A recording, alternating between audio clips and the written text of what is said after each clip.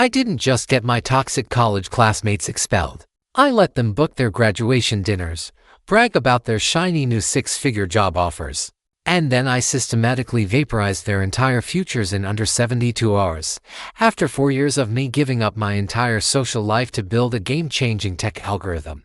These 3 networking coast by students literally wiped my private server.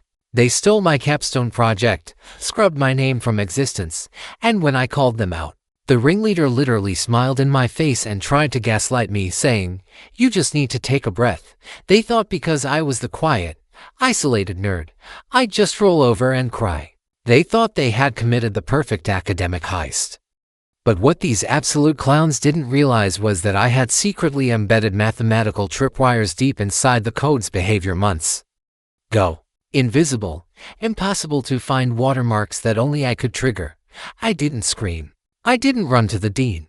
I sat across from them in class for 3 straight weeks, playing nice and smiling back, while quietly building a forensic trap that would trigger an institutional massacre. If you've ever had a manipulative coworker or classmate try to steal your credit, grab a snack and get comfortable. Because how I let the trash take itself out is a literal masterclass in karma.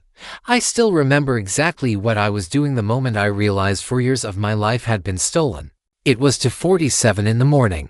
I was sitting cross-legged on my apartment floor with my laptop open and a cold cup of coffee beside me, running a final pre-submission check on the shared development server.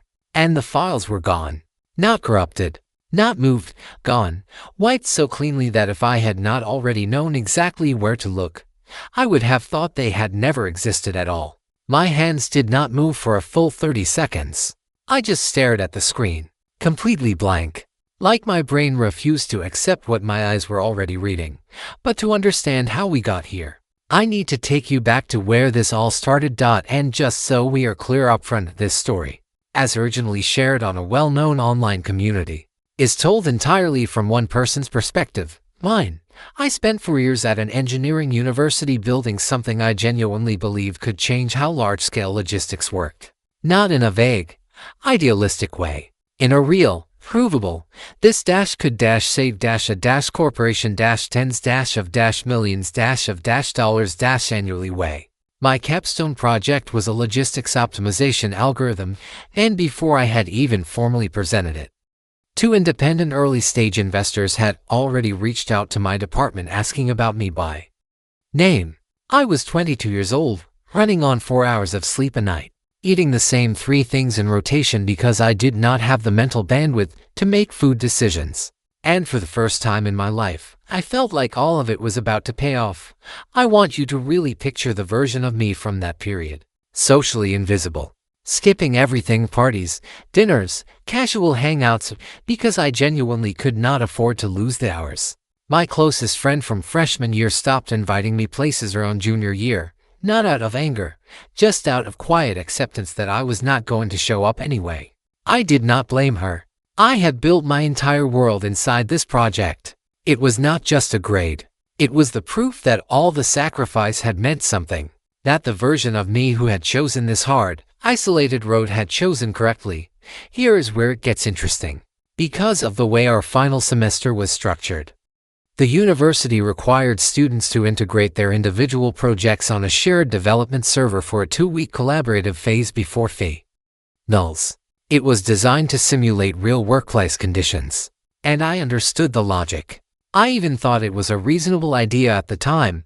I did not account for Marcus, Derek, and Paige. Now, stay with me here, because these 3 are not the cartoonish villains you might be imagining right now. That is actually the entire problem. Marcus was charming in that very specific way where you feel genuinely seen every time he talked to you, like the conversation you were having was the only one that mattered in the room. He had this habit of leaning slightly forward when someone was speaking, like what you were saying required his complete attention. It was almost disarming. Derek was sharp, quick with technical language. The kind of person professors remember because he always asked the right question at the right moment. Even when, and I only understood this later, he did not fully understand the material behind the question. And Paige had this easy, confident energy that made everything she said sound reasonable, measured, and fair, even when it was not. They were good at the surface. They were very, very good at the surface. What they were not good at was doing the actual work. All three had spent most of their university years building networks instead of skills. And I do not mean that as a moral judgment, I mean it as a factual description of their strategy. They knew people. They showed up to the right events. They got themselves attached to the right names. And somehow, semester after semester, that had been enough. They were coasting, and they were coasting well. The audacity was honestly something to witness. When the integration phase started, I gave them access to the collaborative environment because the assignment required it. I was not careless. I was compliant. There is a difference, and that distinction is the one I kept turning over in my head at 2:47 in the morning, staring at empty directories where my repository used to be. They had not just copied my files. They had gone back and wiped the originals from my private directory, methodically, every folder cleaned, every path cleared. And when I pulled the server access logs, the timestamps were right there, clear as a printed receipt. Their credentials, their access times, their fingerprints on every deleted file. I confronted Marcus the next morning. I want to be specific about this moment because I have replayed it enough times that I can still see the exact way he looked at me when I told him what I knew. He did not panic. He did not even flinch. He set down his coffee, tilted his head slightly, and said, "And I am not paraphrasing, your version history is corrupt. That project has always been a group effort. I think you need to take a breath." He smiled when he said it. Not a nervous smile. A comfortable one. And that is the moment I understood exactly what I was dealing with. Not a panicking thief. A confident one. The kind who had already decided, before I ever walked into that room, that no matter what I said, they had already won. He looked at me the way someone looks at a problem they have already solved. I just looked at him for a long moment. And I said, "You're right. I probably just need some sleep." I walked out of that building and I went home. And I started making a list. Because the thing about someone who is genuinely confident they have outsmarted you is that confidence is also their blind spot. And I had already decided I was going to use it. Hey, before we go any further, if this story is landing the way I think it is, a subscribe genuinely means everything on a channel this size. Okay, back to it. Because it is about to get so much worse. Here is something nobody tells you about being betrayed by someone smart. The most dangerous response is also the most instinctive one. Every part of me wanted to go straight to the department chair. Walk in, show the logs, demand an investigation that afternoon. And maybe something would have happened. Or maybe Marcus would have turned on that smile. Derek would have used all the right technical language to make the timestamps sound ambiguous. And Paige would have calmly and softly questioned my credibility in that measured voice of hers. And I would have come out of that room looking like the unstable one. The sore loser. The paranoid kid who could not handle collaboration. I thought about that outcome for a full week. 7 days of sitting with it. And I decided I was not going to give them that opening. Instead, I got quiet. And I got organized. Here is what they did not know. 3 months before the integration phase, I had done something that, at the time, felt almost paranoid. Almost. I had embedded 3 hidden markers directly into the algorithmic output of my code, not in the code itself, where they might be found and scrubbed clean by someone who knew what they were looking for, but in the data behavior. Mathematical anomalies. Impossible outputs that only triggered under very specific conditions that I alone could predict. Invisible to anyone running standard quality checks. Invisible to any reviewer who had not built the system from scratch. But to me, they were a signature. A tripwire. The kind of thing that did not have an innocent explanation no matter how well you talked on it. I called them the watermarks. I spent the 3 weeks after the confrontation building what I can only describe as a forensic case file. Server logs. Timestamp records. Private version history that predated the integration phase by months. Backups I had been maintaining on a completely separate personal system out of pure habit, not foresight. I had the watermarks. I had the access logs. I had the unbroken timeline. I had documentation of every edit, every file wipe, every access event with their credentials stamped on it like a signature. I sealed the whole thing, encrypted it, made 3 copies on separate drives and stored them in 3 different physical locations. This is the part I still think about when people ask me how I stayed calm during those weeks. The answer is, The trap was already set. There was nothing left to be angry about. Anger is for the moment before you have a plan. I had a plan, and get this, the hardest part of the entire thing was not building the case. It was sitting across from all three of them in a shared workspace, twice a week for those 3 weeks, making normal conversation while I carried what I knew. Derek would ask me technical questions about the project, or project, as he now casually called it, and I would answer them like a reasonable person. Paige would send group messages about submission formatting. Marcus would stop by my desk sometimes just to chat, that easy smile of his fully intact, completely unbothered. And I would respond the same way every time, calm, friendly, invisible. Around week 2, something happened that genuinely knocked me sideways for a moment. Paige sent me a message. Casual, warm, the kind of message you send to someone you have no concerns about. She said the project was coming together beautifully and that she hoped we could all walk to graduation together as a team. She said, and I am not exaggerating, it really did take all of us to make this what it is. I read that message 3 times. And I am going to be honest with you because this is the part I still think about. For about 20 minutes, I genuinely wondered if I had lost perspective. That is the thing about someone who is good at this, they can make you question your own documentation. The self-doubt crept in quiet and cold. What if I was wrong about how this looked? What if I was about to blow everything up over something that could be explained away?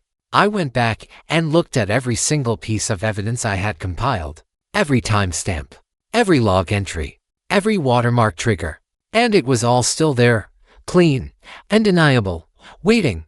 I closed the message without responding. I never responded.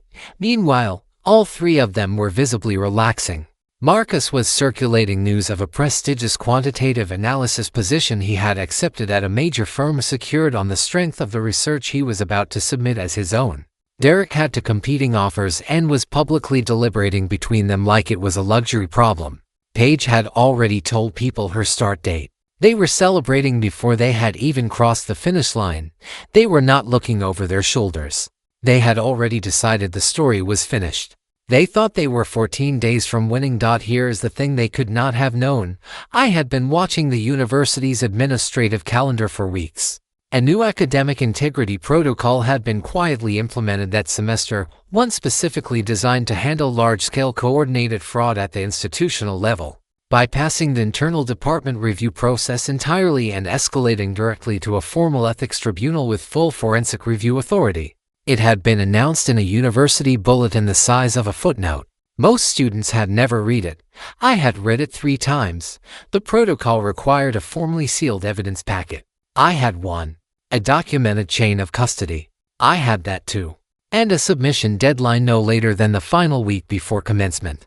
I had been counting down to that date since the moment I first read the bulletin. Weeks before I even knew what I was going to need it for. 2 days before I submitted. I sat down and genuinely asked myself if I wanted to go through with it. Not because the evidence was weak. It was not. But because I needed to be honest about what I was actually after. I did not want their suffering. I want to be clear about that even now. What I wanted was for the thing I had built for years of isolation and sacrifice built into something real to not be handed to 3 people who had done nothing to earn it. What I wanted was for the record to be correct. That is what stopped me from walking away. Not rage, not bitterness. Just clarity about what was true and what needed to be on record. I submitted the packet at 11:04 on a Tuesday morning. 3 days before commencement week began, the formal investigation initiated within 18 hours of my submission. I want to be specific about what that meant. This was not a department meeting. This was not a professor reviewing 2 conflicting accounts. The university assigned external digital forensic analysts who had full access to the server infrastructure. And within 48 hours, they had independently confirmed every single thing I had documented, the access logs, the timestamps, the systematic file wipe pattern, and then they found something I had not even included in my own packet. Evidence of the same coordinated behavior across 2 earlier shared assignments from the previous semester. They had done this before. This was not a moment of opportunity. This was a pattern. My 3 watermarks triggered exactly as designed the moment the analysts ran the algorithm under review conditions. The report noted, specifically, that the anomalies were so precisely embedded that they could only have originated with the system's original author. That line, I read it 4 times. Marcus, Derek, and Paige were notified of the investigation on a Wednesday morning. Commencement rehearsal was scheduled for that Friday. I was not in the room when they found out. I did not need to be. I heard about it from someone who lived on my floor. She had passed Derek in the hallway outside the administrative offices and said he had been standing very still, very quiet, staring at something she could not see, like someone who had just finished doing a calculation and did not like what the answer came back as. That detail. Very still, very quiet. I have turned it over in my head more times than I can count. Within 72 hours of the audit initiating, all 3 of their institutional credentials were suspended. Email access, student portal, grade records, everything frozen. The standard waiting period for formal appeals was effectively bypassed given the weight and clarity of the forensic evidence package I had provided. And then the board made a decision I had not anticipated. Even with everything I had prepared for, they retroactively reviewed every academic distinction associated with the stolen research. Every honor, every commendation, every notation on every official university record tied to any of the 3 of them. And they stripped it, all of it, with a permanent formal finding of coordinated academic fraud attached to each name, but the part that actually closed the chapter of the part I could not have engineered. Even if I had tried, it came from outside the university. Entirely. The registrar contacted every employer who had extended offers based on verified academic credentials tied to the stolen research. All 3 firms, all 3 positions. And within hours, every offer was rescinded. Not delayed, not placed under review. Rescinded, with formal notification that the credentials on which the offers had been extended were no longer valid. Can you imagine? You spend 4 years performing the appearance of building something. You spend weeks carefully erasing someone else's work and replacing it with your name. You accept the congratulations. You tell people your start date. You book your graduation dinner. And then, in the span of 72 hours, every single piece of it unravels at exactly the same time. The degree, the honors, the job, the professional reputation, all of it, simultaneously, coming apart at every seam. I found out about the final rescission on a Thursday afternoon. I was sitting at my kitchen table eating lunch. I just sat with it for a moment when I read it. Not celebrating, not feeling the surge of victory I thought would come. Just very, very still. They did not attend commencement. I did. I walked across that stage with the original research fully verified and disputed, now carrying a sealed provisional patent, and I shook the dean's hand, and I walked back to my seat. And I sat there in the middle of all that noise and all those people, and I felt something I had not felt in months. Like the air had changed. Like the weight I had been carrying so long I had stopped noticing it was just gone. I went home that afternoon and slept for 12 hours straight. The first real sleep I had managed in longer than I could remember. I think about Marcus sometimes. Not with hatred. With something that is closer to exhaustion, honestly. He was genuinely charming.